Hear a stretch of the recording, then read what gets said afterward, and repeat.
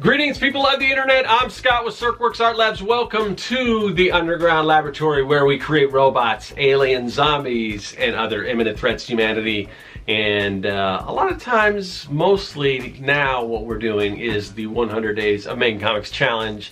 So we also make comics. The 100 Days of Making Comics Challenge is where you spend 30 minutes a day, every day, for 100 days straight. And then you vlog about it, you talk about it, you let people know how your progress is going. And then hopefully at the end of that 100 days, all those little 30 minutes here and there start to add up. And if you can spend more than 30 minutes a day, that's great. But it's kind of designed for people with busy schedules because most people can find 30 minutes in a day to work on something. So that's what this challenge is all about. And I am working on my comic book, Young and the Dead.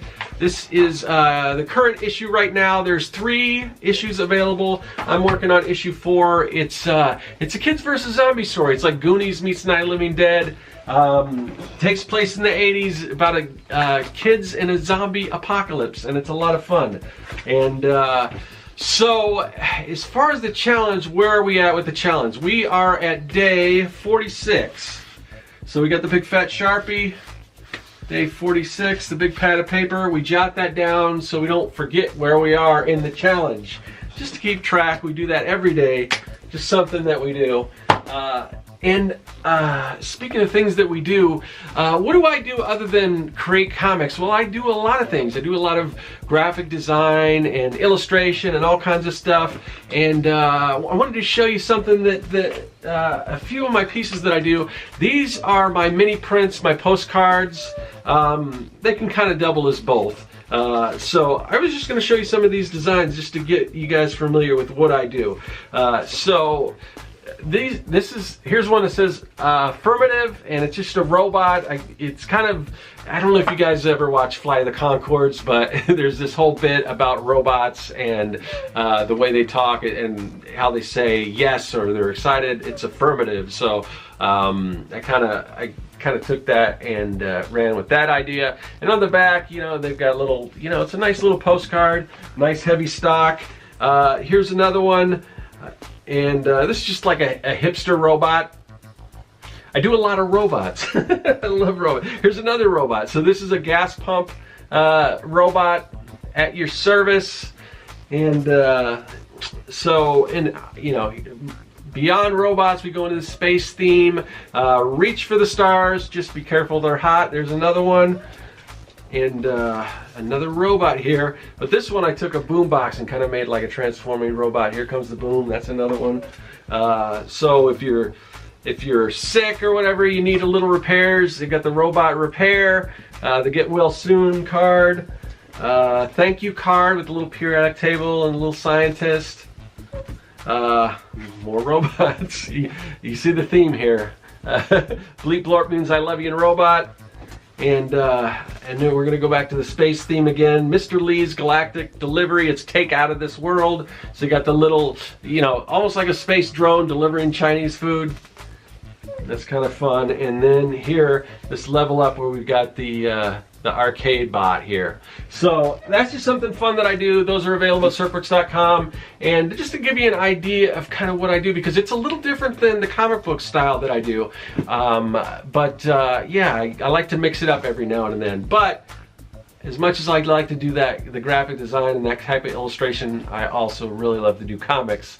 So I don't want to waste any more time. I want to get right to it. So we're going to go to the paralleloscope and we're going to see what's going on with the process of Young and the Dead right now. So you see how this process works? A lot of times when you're only able to put in the bare minimum, that 30 minutes a day, it's not a lot of time, but it starts to add up. And as a result, we have finally finished inking page 1 of Young and the Dead. So pretty happy the way this came out. And yeah, I'm anxious to get started. I got to start penciling page number 2. And we'll just keep doing this. We'll just keep steadily building on this thing until we've got the complete comic book. And with any luck, we'll have some days here where we can spend a little more. I mean, I'd like to, if if I can get ahead of all this video production and everything like that, then hopefully I will be able to, you know, if I could just spend like a day, like on a weekend or something, just working on it, and we'll get there, but all the other stuff does take time to do, the video editing and everything, you know, you got the full-time job, you got the family, all that stuff, but that's what the challenge is all about, you know.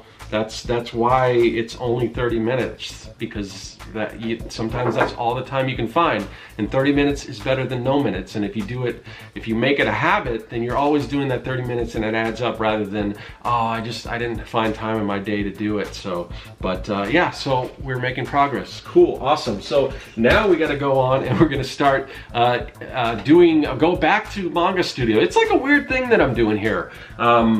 You know, because I'm going back and forth, digital, traditional.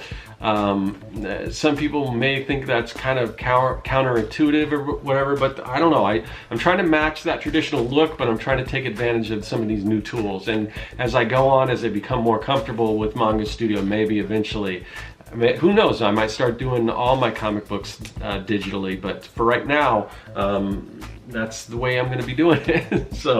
So on to Manga Studio again and start penciling issue number, I keep saying issue, page number 2 of issue 4. Heading back up to northern Arizona today to visit the Lowell Observatory. This is the place where they discovered Pluto, which unfortunately isn't a planet anymore. It's just a dwarf planet, but still pretty cool. This is a really cool exhibit when you walk in. I would have loved to work on this, like as an art project, where I don't know who got to illustrate this and come up with this concept, but Space Guard Academy, really cool. You get to just check out it. It's like kind of like a little space station. I mean, this stuff is definitely right up my alley. I'd love to do a project like this. But you can go in and you can get your card. You can sign in. It'll give you like a name and everything. And so my daughter did it. My daughter's name's Haley, and for some reason at first she didn't pick it. Haley, like Haley's Comet, was one of the first things. One of the things you could pick, and that's what we kind of named her after, because she's like the first girl born in my family for 83 years. So we kind of, the spelling's not the same, and the pronunciation's probably a little different, but that was the idea behind her name. So eventually she went and did it again and did put Haley. So, but yeah, a lot of cool stuff here to see, asteroids and just all kinds of stuff. And here we're heading over to that there is the telescope where they did discover Pluto, I think. And this is a little exhibit about that discovery, and a lot of interesting stuff, and some stuff from NASA. And this is like a huge one of the tires from the space shuttle. Just, yeah, I mean, all these little artifacts. I'm just, you know, really impressed and with the way they set up this exhibit and everything, and just fun to check out. I love seeing this stuff. And of course Pluto the dog, which I don't know if the dog was named after the planet. I think so, but I think it's like a 7-year-old girl, I think, is the one who gave it the name, because it's I think a Roman god, like a lot of our planets are named after. But like I said, unfortunately it's not a planet anymore. It's been downgraded, but it's still pretty cool. This is the gift store and gift shop, whatever you want to call it.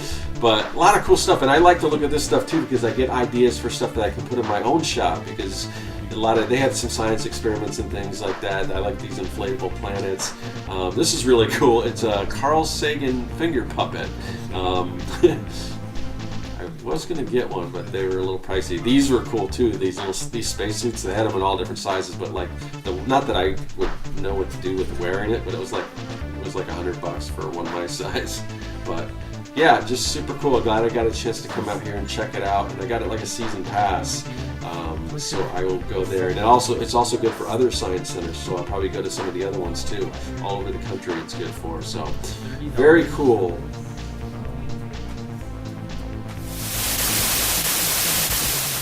All right, back once again, and that's going to end another day of 100 Days of Making Comics. So we're going to take the day 46, tear that off the big pad of paper, crumble it up,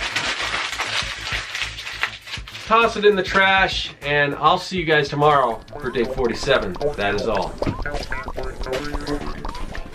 Hey everyone. everyone. You've seen the process. Now you can check out the story. Issues 1 through 3 of Young and the Dead are available at my website at serkworks.com. Also, follow me on social media at the links listed below. Subscribe and check out some of the other videos in this series. There's much more to come.